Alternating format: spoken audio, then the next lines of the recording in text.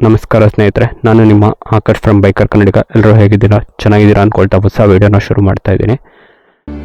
ಇದೇ ನಾಡು ಇದೇ ಭಾಷೆ ಎಂದೆಂದೂ ನನ್ನದಾಗಿರಲಿ, ಎಲ್ಲೇ ಇರಲಿ ಹೇಗೆ ಇರಲಿ, ಕನ್ನಡವೇ ನಮ್ಮ ಉಸಿರಲ್ಲಿ. ಇವತ್ತು ಬಂದುಬಿಟ್ಟು ನಾವು ವ್ಲಾಗ್ ಏನು ಮಾಡ್ತಾ ಇಲ್ಲ. ಇವತ್ತು ನಾವು ಒಂದು ಗಾಡಿನ ರಿವ್ಯೂ ಮಾಡ್ತಾ ಇದ್ದೀವಿ. HD ಅಡ್ವೆಂಚರ್ 2025 ಮಾಡಲ್. ಈ ಗಾಡಿ ಬಂದುಬಿಟ್ಟು ನಮ್ಮ ನವೀನಂದು. ನೀವು ಹಳೆ ವೀಡಿಯೋಸ್ಗಳಲ್ಲಿ ನೋಡಿರ್ತೀರಾ, ನಮ್ಮ ಜೊತೆ ರೈಡಿಗೆ ಬಂದಿದೆ. ಈ ಗಾಡಿ ಬಗ್ಗೆ ಹೇಳಬೇಕು ಅಂದರೆ ಇದು ಬಂದುಬಿಟ್ಟು 2025 ಮಾಡಲ್ಲು. Latest engine, latest alpha 3 engine ಏನು ಬಂದಿದೆ ಅದು ಆ ಮಾಡಲು. ಗಾಡಿ ಡಿಸೈನ್ ಬಗ್ಗೆ ಮಾತಾಡಬೇಕು ಅಂದರೆ ಫುಲ್ಲಿ ಅಡ್ವೆಂಚರ್ ಲುಕ್ಕು, ರಗಡ್ ಲುಕ್ ಆಗಿದೆ. ಫ್ರಂಟಲ್ಲಿ ನಿಮಗೆ LED ಹೆಡ್ಲೈಟ್ ಮತ್ತು ಪ್ರೊಜೆಕ್ಟರ್ ಹೆಡ್ಲ್ಯಾಂಪ್ ಬರುತ್ತೆ. ಲೋ ಬೀಮ್ ಬಂದುಬಿಟ್ಟು ಪ್ರೊಜೆಕ್ಟರ್ ಬರುತ್ತೆ, ಹೈ ಬೀಮ್ ಬಂದುಬಿಟ್ಟು LED ಲೈಟ್ ಬರುತ್ತೆ, ಮತ್ತು LED ಇಂಡಿಕೇಟರ್ಸ್ ಬರುತ್ತೆ. ಈ ಗಾಡೀಲಿ ನಿಮಗೆ ಅಡ್ಜಸ್ಟಬಲ್ ವಿಂಡ್ಶೀಲ್ಡ್ ಬರುತ್ತೆ, ಅಂದರೆ ಇದು ಟಿಲ್ಟ್ ಮಾತ್ರ, ಹೈಟ್ ಅಡ್ಜಸ್ಟ್ ಮಾಡಲಿಕ್ಕೆ ಬರೋದಿಲ್ಲ ನಿಮಗೆ. ಈ ಗಾಡಿ ಇಂಜಿನ್ ಬಗ್ಗೆ ಹೇಳಬೇಕು ಅಂದರೆ 335cc single cylinder liquid cooled engine ಬರುತ್ತೆ. 30 bhp ಪವರ್ ಮತ್ತು 29 Nm ಟಾರ್ಕ್ನ ಪ್ರೊಡ್ಯೂಸ್ ಮಾಡುತ್ತೆ. ಫ್ರಂಟಲ್ಲಿ ನಿಮಗೆ ಲಾಂಗ್ ಟ್ರಾವೆಲ್ ಸಸ್ಪೆನ್ಷನ್ ಬರುತ್ತೆ, ಬೈಬರ್ ಬ್ರೇಕ್ ಬರುತ್ತೆ.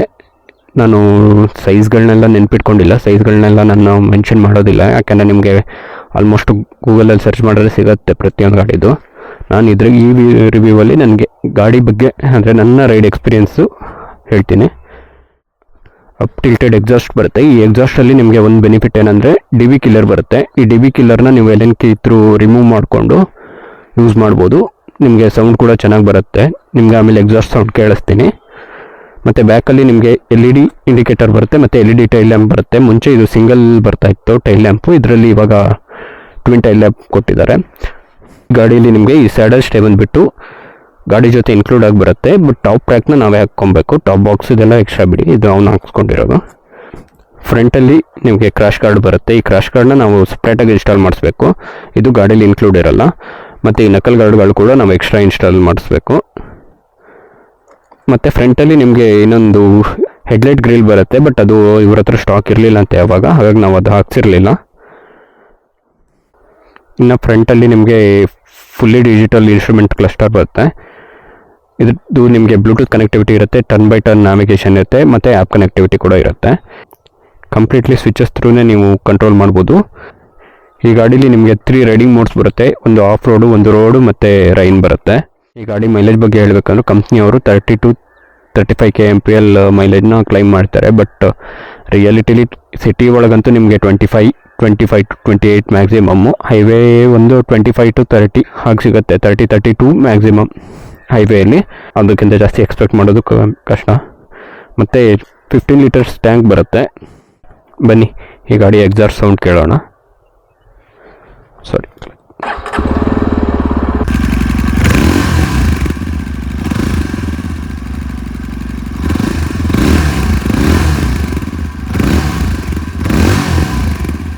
ಎಕ್ಸಾಸ್ಟ್ ಸೌಂಡ್ ಕೂಡ ಲೌಡಾಗೇ ಇದೆ.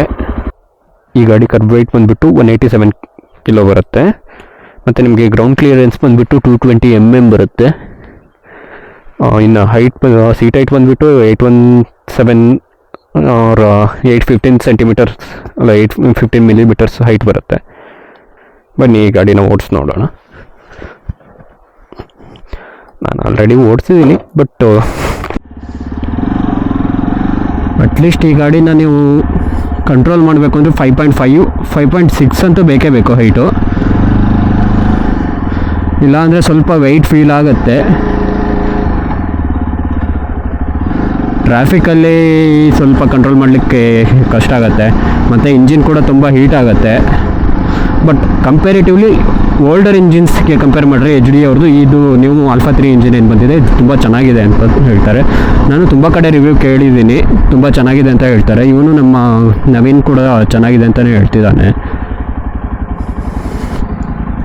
ಇವ್ರದ್ದು ಹಳೆ ಇಂಜಿನ್ಗಳಲ್ಲಿ ತುಂಬ ಕಂಪ್ಲೇಂಟ್ ಇತ್ತು, ಇದರಲ್ಲಿ ಕಂಪ್ಲೇಂಟ್ ಸ್ವಲ್ಪ ಎಲ್ಲ ರಿಸಾಲ್ವ್ ಮಾಡಿದ್ದಾರೆ, ತುಂಬ ಚೆನ್ನಾಗಿದೆ. ವೈಬ್ರೇಷನ್ಸ್ ಅಂತ ಮಾತಾಡಬೇಕು ಅಂದರೆ ವೈಬ್ರೇಷನ್ಸ್ ಅಂತ ಏನು ಫೀಲ್ ಆಗೋದಿಲ್ಲ.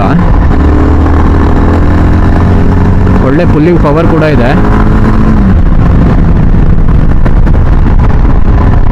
ಐ ಡೋಂಟ್ ನೋ, ನನಗೆ ವ್ಯೂ ಹೇಗೆ ಬರ್ತಾ ಇದೆ ಅಂತ ಕ್ಲಿಯರಾಗಿ ಗೊತ್ತಿಲ್ಲ. ಯಾಕಂದರೆ ನಾವು ಇಷ್ಟು ದಿನ ನಮ್ಮ ಅಪಚ್ಚೆಗೆ ಕ್ಯಾಮ್ರಾನ ಅಡ್ಜಸ್ಟ್ ಮಾಡಿದ್ದು. ಇದರಲ್ಲಿ ಹೇಗೆ ಕ್ಲಿಯರಾಗಿ ಕಾಣ್ತಾ ಇದೆಯಾ ಏನು ಅಂತ ನನಗೂ ಐಡಿಯಾ ಇಲ್ಲ. ಇನ್ನು ಈ ಗಾಡಿ ಕಂಪ್ನಿ ಕ್ಲೈಮ್ ಪ್ರಕಾರ 140 ಕಿಲೋಮೀಟರ್ಸ್ ಟಾಪ್ ಸ್ಪೀಡ್ ಹೋಗುತ್ತೆ ಅಂತ ಹೇಳ್ತಾರೆ. ಇನ್ನು ಇವನು ನವೀನ್ ಬಂದುಬಿಟ್ಟು 125 ಏನೋ ಓಡಿಸಿದ್ದೀನಿ ಅಂದ, ಅದಕ್ಕಿಂತ ಜಾಸ್ತಿ ಹೋಗಿಲ್ಲ ಅಂದ. ಮತ್ತು ಇಂಜಿನ್ ಕೂಡ ಹೊಸದಾಗಿತ್ತಲ್ವ, ಹಾಗಾಗಿ ತುಂಬ ಸ್ಪೀಡು ಇವನು ಕವರ್ ಮಾಡಿಲ್ಲ. ಇನ್ನು ಆಫ್ ರೋಡಲ್ಲಿ ನಾವು ಅಷ್ಟು ಎಲ್ಲೂ ಆಫ್ ರೋಡ್ ಹೋಗಿಲ್ಲ ಈ ಗಾಡಿ ತೊಗೊಂಡ್ಮೇಲೆ, ಅಂಥ ದೊಡ್ಡ ಆಫ್ ರೋಡ್ ಹೋಗಿಲ್ಲ. ನಮಗೆ ಅದು ಆಫ್ ರೋಡಿಂದ ಎಕ್ಸ್ಪೀರಿಯನ್ಸ್ ಅಷ್ಟು ಗೊತ್ತಿಲ್ಲ. ಬಟ್ ಸಸ್ಪೆನ್ಷನ್ ತುಂಬ ಲಾಂಗ್ ಇರೋದ್ರಿಂದ ನಮಗೆ ಈ ಹಂಪ್ಗಳೆಲ್ಲ ತುಂಬ ಏನೂ ಫೀಲ್ ಆಗೋದಿಲ್ಲ. ಹಾಗೆ ಲಾಸ್ಟ್ ಟೈಮ್ ನಾವು ಇದರಲ್ಲಿ ಹೋದಾಗ ಅಲ್ಲಿ ಮೈಲ್ಡ್ ಆಫ್ ರೋಡ್ ಇದ್ದಿದ್ದರಿಂದ ಅದರಲ್ಲೂ ನಮ್ಗೆ ಅಂಥ ಎಕ್ಸ್ಪೀರಿಯನ್ಸ್ ಬಂದಿಲ್ಲ. ಎಕ್ಸ್ಪೀರಿಯನ್ಸ್ ಅಂತ ಹೇಳೋಂಥ ಆಫ್ ರೋಡ್ ಏನು ಸಿಕ್ಕಿರಲಿಲ್ಲ.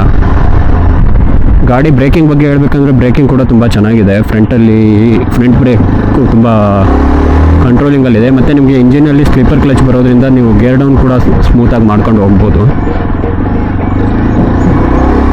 ನೀವು ಗೇರ್ ಥ್ರೂನೇ ಕಂಟ್ರೋಲ್ ಮಾಡ್ಬೋದು. ಟರ್ನಿಂಗ್ ರೇಡಿಯಸ್ ಸ್ವಲ್ಪ ಜಾಸ್ತಿ ಬೇಕಾಗತ್ತೆ. ಏನಕ್ಕೆ ಅಂದರೆ ಇದು ವೀಲ್ ಬೇಸ್ ಸ್ವಲ್ಪ ಲಾಂಗ್ ಅಲ್ವಾ, ಹಾಗಾಗಿ ಟರ್ನಿಂಗ್ ರೇಡಿಯಸ್ ಜಾಸ್ತಿ ಇದೆ.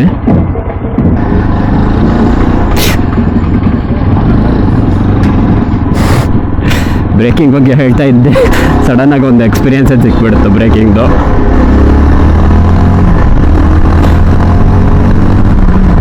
ಪಿಕಪ್ ತುಂಬ ಚೆನ್ನಾಗಿದೆ ಗಾಡಿದು. ಮತ್ತು ನಿಮಗೆ ಟಾರ್ಕು ಜಾಸ್ತಿ ಇರೋದ್ರಿಂದ ನೀವು ಯಾವ ಗೇರಲ್ಲಿ ಬೇಕಾದರೂ ಗಾಡಿನ ಎತ್ಕೊಂಡು ಹೋಗ್ಬೋದು. ಹೈವೇಲಿ ಕೂಡ ಆರಾಮಾಗಿ ಕ್ರೂಸಿಂಗ್ ತುಂಬ ಚೆನ್ನಾಗಾಗುತ್ತೆ. ಅರೌಂಡು 120 ನೀವು ಈಸಿಯಾಗಿ ಕ್ರೂಸ್ ಮಾಡ್ಕೊಂಡು ಹೋಗ್ಬೋದು. ಇನ್ನು ಲಾಂಗ್ ಟೂರಿಂಗ್ ಬಗ್ಗೆ ಮಾತಾಡಿದ್ರೆ ಸೀಟ್ ಕಂಫರ್ಟ್ನೆಸ್ಸು ತುಂಬ ಚೆನ್ನಾಗಿದೆ.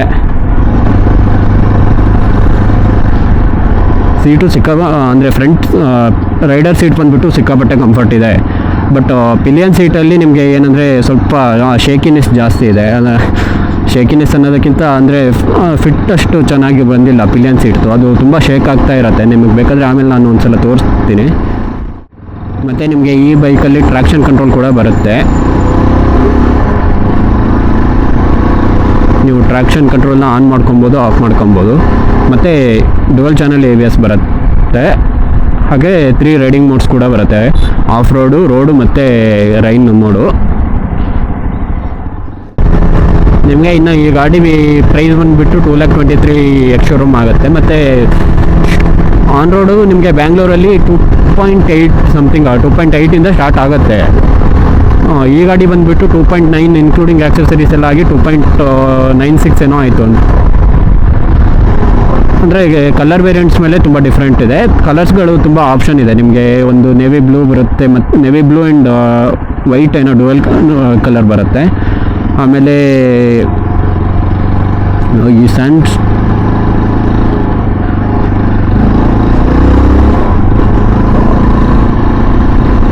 ಸಾರಿ ನನಗೆ ಕಲರ್ ಆಪ್ಷನ್ಗಳು ನೆನಪಿಲ್ಲ. ನಾನು ನಿಮಗೆ ಅದನ್ನು ಬೇಕಾದ್ರೆ ಇಲ್ಲಿ ಡಿಸ್ಕ್ರಿಪ್ಷನಲ್ಲಿ ಮೆನ್ಷನ್ ಮಾಡಿರ್ತೀನಿ, ಇಲ್ಲಾಂದರೆ ವೀಡಿಯೋದಲ್ಲೇ ಹಾಕಿರ್ತೀನಿ. ಒಂದು ಡೆಸರ್ಟ್ ಸ್ಟ್ರಾಮ್ ವಿತ್ ವೈಟ್ ಏನೋ ಬರುತ್ತೆ, ಮತ್ತು ಇನ್ನೊಂದು ಇದು ಕಂಪ್ಲೀಟ್ ಬ್ಲ್ಯಾಕ್ ಬರುತ್ತೆ, ಮ್ಯಾಟ್ ಬ್ಲ್ಯಾಕ್ ಬರುತ್ತೆ. ಮತ್ತು ನಿಮಗೆ ಗ್ಲಾಸಿ ವೈಟ್ ಕೂಡ ಬರುತ್ತೆ. ಗ್ಲಾಸಿ ವೈಟ್ ಕೂಡ ಅದು ತುಂಬ ಚೆನ್ನಾಗಿದೆ ನೋಡಲಿಕ್ಕೆ. ನಿಮಗೆ ಮ್ಯಾಟ್ ಬ್ಲ್ಯಾಕ್ ಕೂಡ ನೋಡೋಕ್ಕೆ ತುಂಬ ಚೆನ್ನಾಗಿದೆ. ಇನ್ಯಾವ ಕಲರ್ ಯಾವ್ಯಾವ ಕಲರ್ ಬರುತ್ತೆ ಅಂತ ನಾನು ಇದರಲ್ಲಿ ಹಾಕಿರ್ತೀನಿ. ಇನ್ನು ಈ ಗಾಡಿ ಕಾಂಪಿಟೇಷನ್ಸ್ ಅಂತ ಬಂದರೆ ನಿಮಗೆ ಈ ಪ್ರೈಸ್ ರೇಂಜಲ್ಲಿ ನಿಮಗೆ ಸುಜುಕಿ V-Strom 250 ಬರುತ್ತೆ, ಮತ್ತು KTM ಅಡ್ವೆಂಚರ್ 250 ಬರುತ್ತೆ.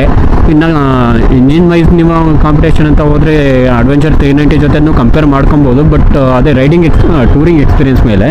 ಹಾಗೆ ನೀವು ಹಿಮಾಲಯನ್ ಕೂಡ ಬರುತ್ತೆ ಇದಕ್ಕೆ ಕಾಂಪಿಟೇಷನ್ ಆಗಿ.